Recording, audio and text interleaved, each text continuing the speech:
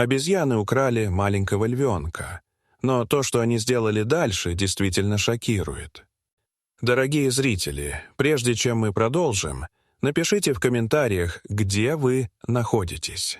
Нам, правда, интересно узнать, из какого вы города. Приятного просмотра.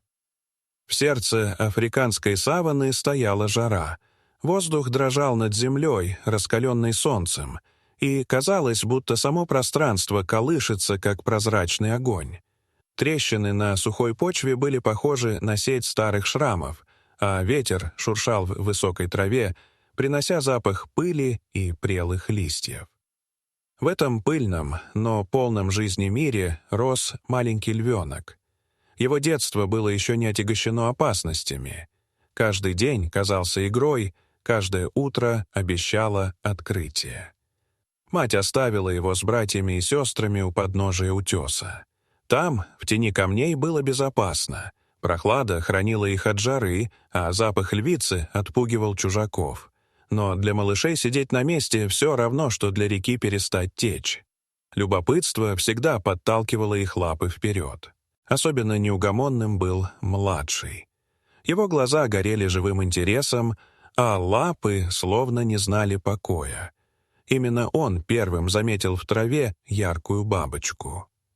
Ее крылья играли всеми оттенками синего и фиолетового, и каждый взмах был похож на вспышку молнии в миниатюре.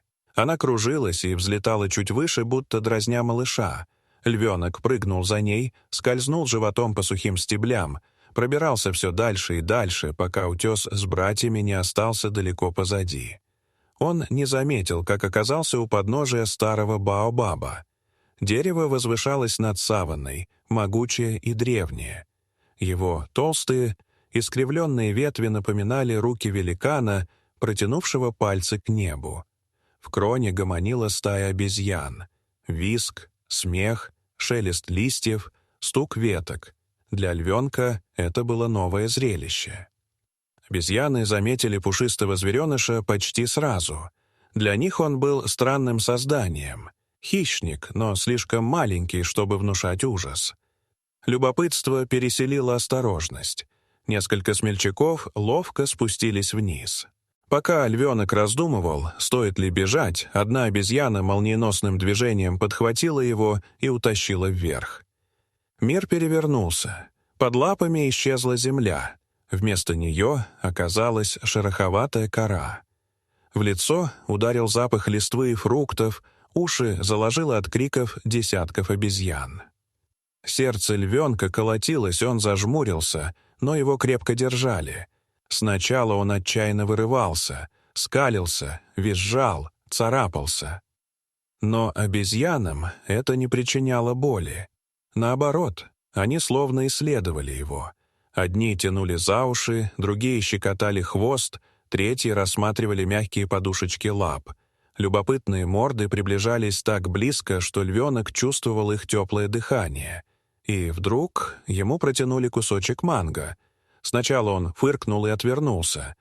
Но сладкий запах щекотал нос, и, поколебавшись, он попробовал. Мякоть оказалась сочной и удивительно вкусной. Львенок зажмурился от удовольствия и слизывал липкий сок с усов. Вокруг раздался хохот. Стая радовалась, что гость принял угощение. Игры закружили его. Обезьяны носились по ветвям, перекатывались, бросали листья и мелкие веточки. Они вовлекали его в свой ритм, и постепенно львенок начал подстраиваться. Сначала он цеплялся когтями за кору, еле удерживаясь. Но потом сделал первый шаг по широкой ветви. За ним второй. Он оступился, повис над пропастью, и сердце ушло в пятки. Но несколько цепких рук подтолкнули его обратно.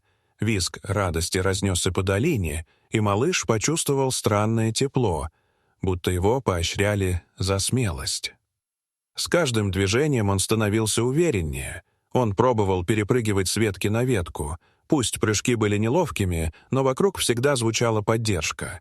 Иногда его поднимали за лапы и учили хвататься когтями за кору, подтягиваться вверх. Его тело запоминало новое. Хватать, тянуться, искать опору. Он сам не понимал, что учится лазать, но радость игры вытесняла усталость и страх.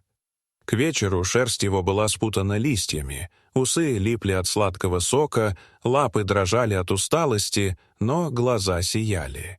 Для обезьян он стал забавной игрушкой. Для него они стали неожиданными учителями. Но солнце клонилось к закату. Саванна погружалась в золотые тени. И вдруг воздух прорезал рев. Глубокий, властный, тревожный. Уши львенка дрогнули, тело напряглось. Он знал этот голос лучше всего на свете. Его звала мама. В одно мгновение веселье стихло. Стая оцепенела, вслушиваясь. В этом реве звучала сила, которой никто не мог противостоять. Старшая обезьяна медленно подхватила львенка и направилась к стволу. Остальные расступились, словно понимая, их игра закончилась. Они осторожно спустили малыша вниз, поддерживая его, чтобы он не сорвался. И вот его лапы коснулись земли. В нос ударил знакомый запах саванны, запах матери. Львенок сорвался с места и побежал, продираясь сквозь траву. Львица ждала у подножия утеса. Ее силуэт чернел на фоне багряного неба. Она металась, оставляя когтистые борозды в земле. И когда малыш выскочил из травы, она бросилась к нему. Ее тело накрыло его, теплый язык облизывал шерсть, проверяя, цел ли он. Львенок прижался к ее боку. В этот миг все остальное исчезло, только тепло матери и ее гулкое сердце. Но, обернувшись, он еще раз взглянул на Баобаб. В ветвях сидела стая. Теперь они были тихими силуэтами на закатном небе. Львенок поднял лапку. В ответ несколько хвостов качнулись. Это было легкое, немое прощание. Над саванной опустилась ночь. Но память об этом дне осталась в сердце львенка навсегда. О ветвях, о солнечных бликах в листве и о смехе тех, кто на короткое время стал его другой, странной, но доброй семьей. И, засыпая под боком матери, он как будто понял. Любопытство иногда уводит слишком далеко и может быть опасным. Но именно оно открывает новые дороги, новые знания и делает жизнь богаче. Важно лишь помнить путь домой, туда, где ждет любовь и защита. Дорогие зрители, что вы думаете об этой истории? Расскажите, пожалуйста, в комментариях. А если вам понравилось это видео, то ставьте лайк и подписывайтесь на наш канал. До свидания.